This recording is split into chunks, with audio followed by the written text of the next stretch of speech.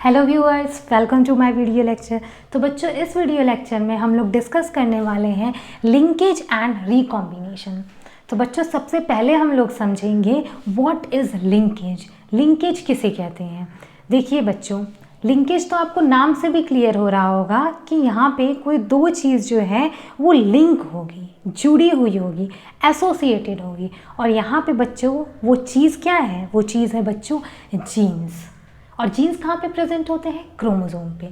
तो बच्चों देखिए, जब क्रोमोसोम पे कोई दो जीन, लेट सपोज ये एक जीन है जीन ए एंड ये एक जीन है जीन बी, जब क्रोमोसोम पे दो जीन बहुत पास पास हो, जैसा इस कंडीशन में आप देख सकते हैं, जब बहुत पास पास हो तो जब इनका नेक्स्ट जनरेशन में ट्रांसफ़र होता है, यानी कि इनहेरिटेंस होता है इन जीन का, तो ये साथ में इनहेरिट होती हैं। तो बच्चों, जीन्स की इसी टेंडेंसी को कहते हैं लिंकेज, और इन जीन्स को कहते हैं लिंक्ड जीन्स।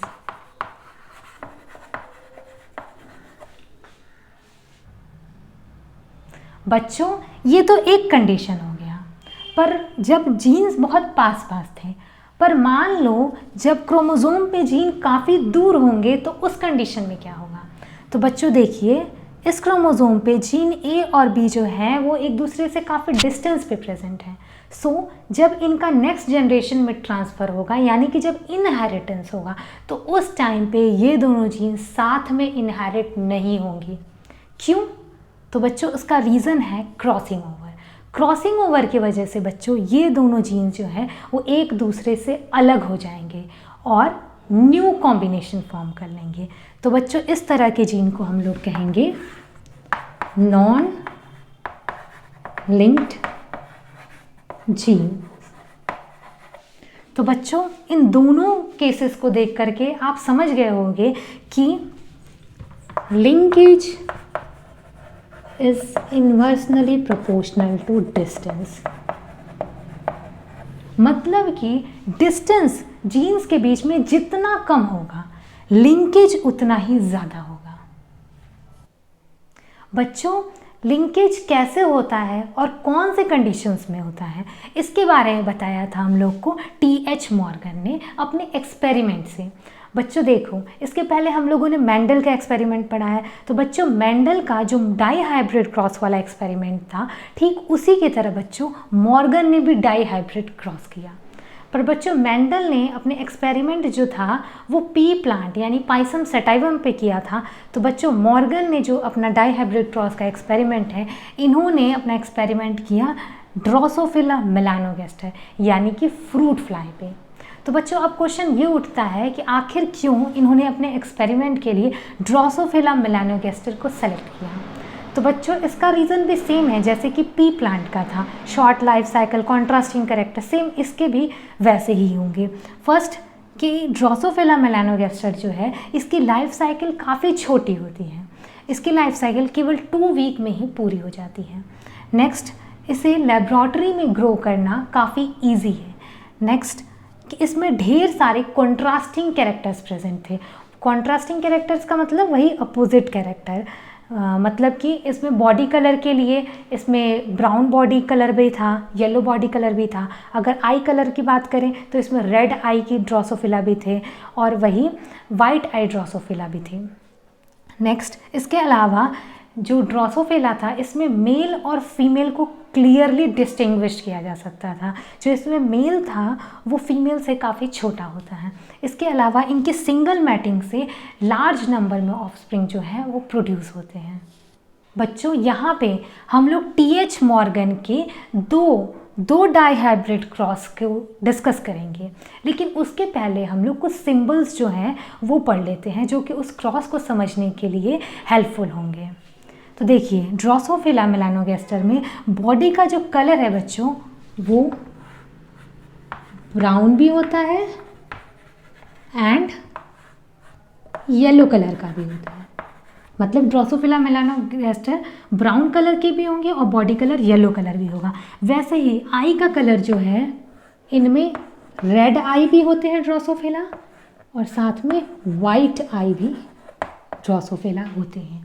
वैसे ही विंग में भी बच्चों लार्ज विंग भी होता है और साथ में मिनिएचर छोटे साइज के विंग भी प्रेजेंट होते हैं।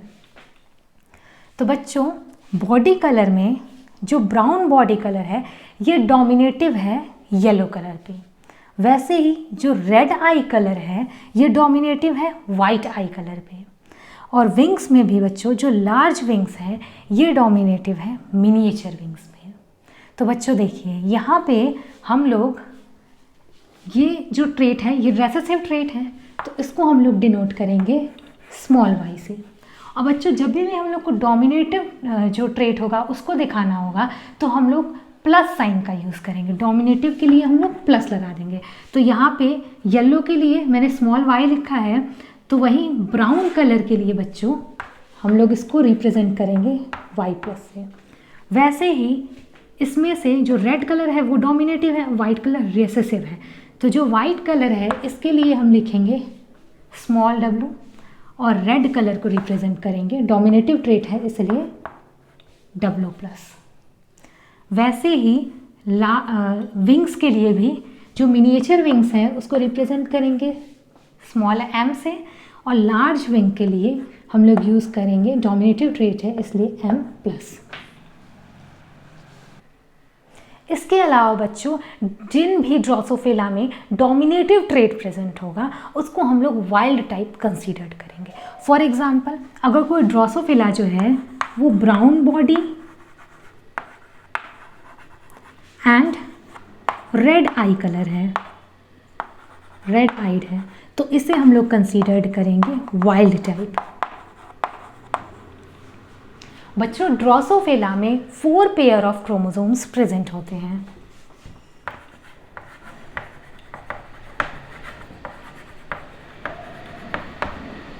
जैसे हम लोग में होते हैं 23 पेयर, तो वैसे ही ड्रोसोफिला में 4 पेयर ऑफ क्रोमोसोम होते हैं, जिसमें से जो 3 पेयर्स हैं वो होते हैं ऑटोसोम्स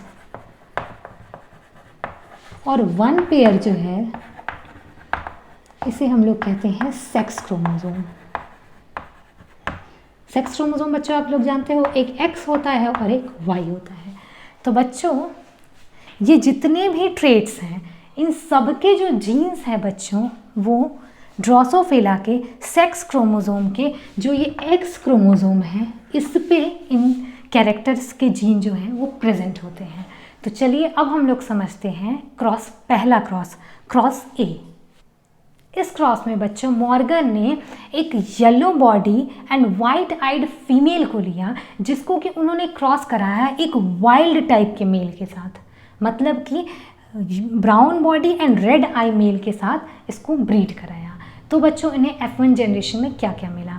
तो बच्चों अब हम लोग सबसे पहले इसके गैमेट बना लेंगे कि गैमेट इसमें कौन कौन से बनते हैं। तो देखिए यहाँ पे X एंड Y क्रोमोसोम है, सो मेल के केस में 2 तरह के गैमेट बनेंगे, एक X और एक Y क्रोमोसोम, जबकि फीमेल के केस में दोनों ही XX क्रोमोसोम है, सो यहाँ पे एक ही तरह का गैमेट हम यहाँ पे बनेगा।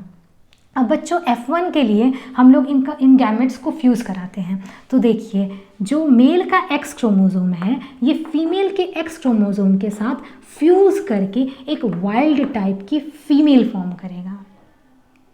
नेक्स्ट जो मेल का Y क्रोमोसोम है ये फीमेल के X क्रोमोसोम के साथ फ्यूज़ करके एक yellow body and white eyed female form करती है।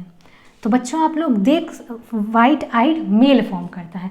तो बच्चों आप लोग इस केस में देख सकते हो कि इसमें जितने भी ऑफस्प्रिंग मिलेंगे, जितने भी ड्रोसोफिला मिलेंगे वो सभी के सभी पेरेंटल टाइप होंगे। भले आप ये कह सकते हो कि यहाँ पे वाइल्ड टाइप का मेल था और जबकि जो हम लोग को ऑफस्प्रिंग मिले हैं उसमें वाइल्ड टाइप की फीमेल मिली है, बट जो कॉम्बिनेशन है ट्रेट्स का, जैसे कि येलो बॉडी के साथ वाइट आई यहाँ पे भी प्रेजेंट था, वैसे ही ऑफस्प्रिंग में भी येलो आई के साथ, येलो बॉडी के साथ वाइट आई ही मिलेगा। ऐसा नहीं है कि येलो बॉडी कलर हो और रेड आई कलर हो, इस तरह का हम लोग को नहीं मिलेगा।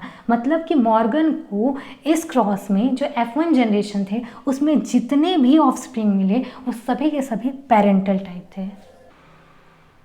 इसके बाद बच्चों मॉर्गन ने F2 जनरेशन के ऑफस्प्रिंग के लिए जो F1 जनरेशन में प्रोजेनी मिले थे इनको फिर से क्रॉस कराया, तो देखिए बच्चों ये है मेल। तो सबसे पहले इनके गैमेट्स देख लेते हैं, ये गैमेट्स कौन कौन से बनेंगे। मेल के केस में बच्चों ये है X और ये है Y, तो इनसे बच्चों दो तरह के गैमेट्स बन जाएंगे, ये और ये। वहीं फीमेल के केस में दोनों के दोनों X हैं, तो एक ये गैमेट बनेगा, एक ये गैमेट बनेगा।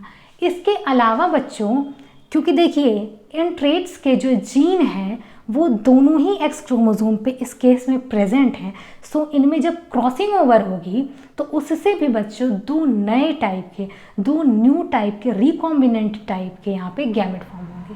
जैसे कि अगर इन दोनों के बीच में क्रॉसिंग ओवर हो जाती है तो ये वाला पोर्शन यहाँ चला जाएगा, ये वाला यहाँ चला जाएगा, जिससे कि इसके यहाँ आने से ये गैमेट बनेगा और इसके यहाँ जाने से ये गैमेट फॉर्म होगा। मतलब कि बच्चों इस केस में टोटल 4 तरह के गैमेट बनेंगे, जिसमें से जो 2 हैं वो पेरेंटल टाइप के गैमेट होंगे और 2 जो है ये दोनों ये रिकॉम्बिनेंट टाइप के गैमेट होंगे। इसके बाद बच्चों F2 जनरेशन के ऑफस्प्रिंग के लिए ये सारे के सारे जो गैमेट्स हैं इनको फ्यूज़ कराते हैं। तो इनके फ्यूज़ कराने से बच्चों 8 तरह के प्रोजेनी मिलते हैं, जिसमें से जो 4 तरह के प्रोजेनी हैं वो पेरेंटल टाइप के हैं और 4 तरह के जो प्रोजेनी मिले वो हम लोग को रिकॉम्बिनेंट टाइप के मिले। रिकॉम्बिनेंट टाइप का मतलब होता है बच्चों कि जैसे पेरेंट में ट्रेट्स का कॉम्बिनेशन क्या था कि येलो बॉडी कलर के साथ वाइट आई आएगा, वाइट आई की ड्रोसोफिला होगी, पर यहाँ पर रिकॉम्बिनेंट टाइप में क्या होगा, ट्रेट जो है वो रिकॉम्बाइन हो जाएंगे, एक न्यू कॉम्बिनेशन फॉर्म करेंगे। जैसे कि यहाँ पे येलो बॉडी के साथ अब रेड आई मिलेगा, तो बच्चों ये यहाँ पे 4 हम लोग को रिकॉम्बिनेंट मिलेंगे और 4 पेरेंटल मिलेंगे, पेरेंटल टाइप के मिलेंगे। तो बच्चों मॉर्गन ने ये देखा कि F2 जनरेशन में पेरेंटल टाइप के 98.7% ऑफस्प्रिंग मिलते हैं और वही रिकॉम्बिनेंट टाइप के 1.3% ऑफस्प्रिंग मिलते हैं। तो बच्चों इस रिजल्ट से उन्होंने ये कंक्लूजन निकाला कि ये दोनों जो ट्रेट्स हैं, जैसे बॉडी कलर जो कि ब्राउन और येलो होता है और आई कलर जो कि बच्चों रेड और वाइट होता है, इन दोनों के जो जीन्स हैं वो आपस में बहुत ही टाइटली लिंक्ड हैं। सो इनका जब नेक्स्ट जनरेशन में ट्रांसफ़र होगा, यानी कि जब इनहेरिटेंस होगा, उस टाइम पे भी ये साथ में इनहेरिट होते हैं, जिसकी वजह से हम लोग को 98.7% पेरेंटल टाइप मिल रहा है और 1.3% बहुत ही कम रिकॉम्बिनेंट टाइप मिलता है। क्यों? क्योंकि ये टाइटली लिंक्ड है। कोई जीन जितना ज़्यादा पास होगा लिंकेज उतना ज़्यादा होगा और हम लोग को रिकॉम्बिनेंट टाइप के उतने ही कम मिलेंगे, पेरेंटल टाइप के ज़्यादा मिलेंगे। क्रॉस बी में बच्चों मॉर्गन ने क्या किया कि एक वाइट आइड और मिनिएचर विंग की फीमेल को एक वाइल्ड टाइप के मेल यानी कि red eyed and normal size के विंग वाले मेल के साथ क्रॉस कराया।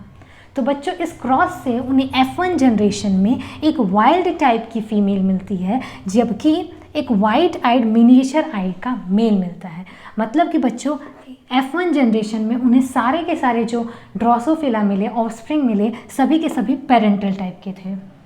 इसके बाद बच्चों इन्होंने F1 जनरेशन के जो ऑफस्प्रिंग थे उनको आपस में क्रॉस करा दिया, जिससे कि उन्हें F2 जनरेशन में बच्चों टोटल 8 टाइप के ऑफस्प्रिंग मिले, जिसमें से 4 टाइप के जो ऑफस्प्रिंग थे वो पेरेंटल टाइप थे और 4 तरह के जो ऑफस्प्रिंग थे वो रिकॉम्बिनेंट टाइप के थे। पेरेंटल टाइप के बच्चों उनको 62.8% मिले और रिकॉम्बिनेंट टाइप के ऑफस्प्रिंग जो है वो 37.2% मिले। तो बच्चों इससे उन्होंने ये कंक्लूजन निकाला कि आई कलर और विंग के लिए जो जीन्स होते हैं वो पास पास नहीं होते हैं, वो दूर होते हैं। यही रीज़न है कि रिकॉम्बिनेंट टाइप का जो है यहाँ पे इस क्रॉस में 37.2% ऑफस्प्रिंग देखने को मिलते हैं। If this video lecture is helpful for you, then please like, share and subscribe my channel. Thank you.